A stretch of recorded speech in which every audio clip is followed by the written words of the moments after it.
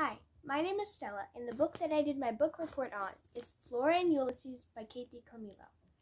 This story is about Flora, a very pessimistic 10-year-old girl who adopts Ulysses, a squirrel that gains superpowers after being vacuumed up by a vacuum cleaner.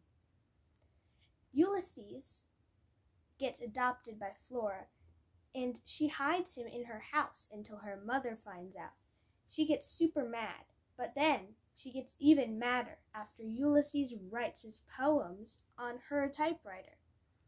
Her mother is wondering why the squirrel is even in her house in the first place, and much less writing on her typewriter.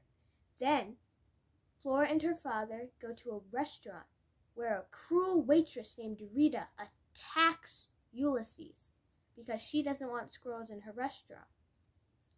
After all these ordeals, Ulysses gets kidnapped by a mystery kidnapper. So, Flora, her neighbor William Spiver, Flora's father George, and, miraculously, the neighbor who ended up running over Ulysses with a vacuum cleaner, they all go on an adventure to help find Ulysses and to bring justice to him after he gets kidnapped.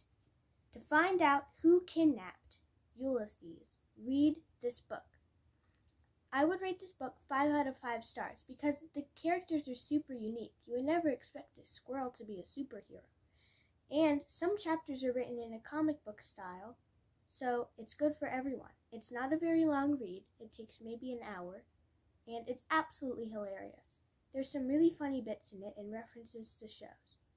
I really hope you read this book. Here's the cover of the book, and here is a picture that I drew of a new book cover. Here is Flora and Ulysses, the superhero squirrel. I really hope you read Flora and Ulysses because it is one of my favorite books.